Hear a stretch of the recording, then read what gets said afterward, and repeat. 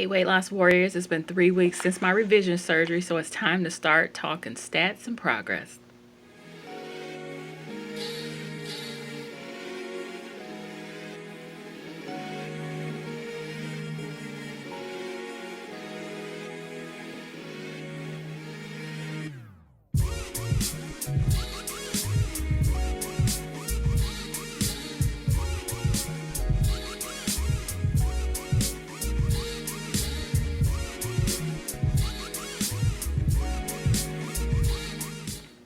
Thanks for tuning in again to the Working Girl's Guide to Weight Loss Surgery. I'm Danielle. I know I don't say my name I don't think I've said my name on any of the videos, to be honest, but I'm going through the journey of having had the gastric sleeve procedure back in 2013, and just had a revision to the gastric bypass 3 weeks ago due to issues with GERD. So,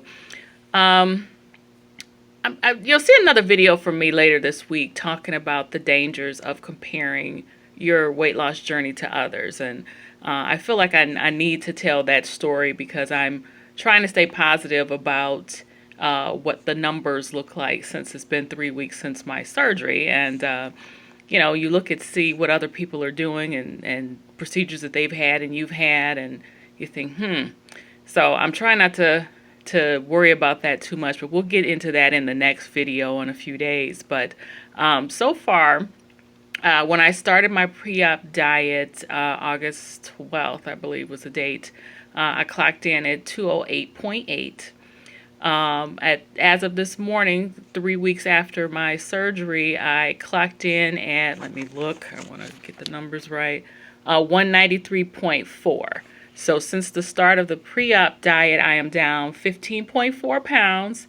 And since my surgery, I'm down 4.2. So it has been said by many people on the weight loss sites that they've been told by their surgical staff that the weight loss is slower with the revision. So I'm going to chalk that up to part of the reason. But I think for myself, there's a couple other factors. I've been off of my hormone replacement therapy since June because of when my surgery was supposed to be scheduled. They said I needed to be off of it a month before and a month after, and then my date, it got delayed. So I've been off the medicine longer than I would have liked, but it's all good because it is to reduce the likelihood of me developing blood clots. But from a weight loss standpoint, I feel like I need that medicine. So this time next week, I'll be able to start my meds, and I think I'll see a bigger difference in my weight loss once my body starts getting used to that medicine again. I think another factor for me has been that I haven't been as good about getting my protein in as I should be. Part of that reason has been because I've been battling the pain from my incisions. I've had one incision that has been extremely painful, but at other times there's one or two other ones that have been troublesome. So I've spent more time focusing on pain management and getting rest. And with some of the medications, they've knocked me completely out. So it's been more important for me to deal with the pain than it has been to worry about the protein shakes. So I had a few times where I would sleep 12 hours or slept 15 hours. So obviously it's hard to try to get your recommended food in when you're knocked out. But I'd rather do that than sit around and be miserable and in pain. And speaking of pain, one thing that I realized last week, I went back to work last Tuesday, and it was rough. I've had several laparoscopic surgeries before, so I thought I'd be okay to go back to work after 2 weeks. And frankly, I probably should have stayed off a third week or maybe even a fourth week. But now that I've got a better balance on how to treat the pain, I think I would have been okay to go back this week as week number 3. But you underestimate the power of how much you use your abs. And for me, I've learned that I tend to twist my torso and not my lower body. And that's when I was experiencing pain, because I just naturally was twisting my torso instead of my full body. So now I have to, if I'm trying to do something minor in the kitchen or minor around the house, or even at my office in my chair, if I'm going to talk to my coworkers, I have to turn my entire body around and not just the top, because that is putting too much strain on my abdomen. So what I've ended up doing, because I had a narcotic for a week, about 2 weeks almost. And what I realized last week was that some of the pain was just muscle tightness. And another coworker of mine just had surgery too. She had actually a hip replacement surgery. So we were talking about not really realizing how much damage, I don't want to say damage, how much the muscles are impacted when you have the surgeries, because they're cutting through muscle and fat and tissue and all kinds of things. So what I realized was the pain I was experiencing last week after I went back to work was more muscular related. So I could feel the tenseness. So I had have some muscle relaxers for another condition. So I was able to take that and took that continuously for a couple of days. That was those 12 hours and 15 hours that I was sleeping.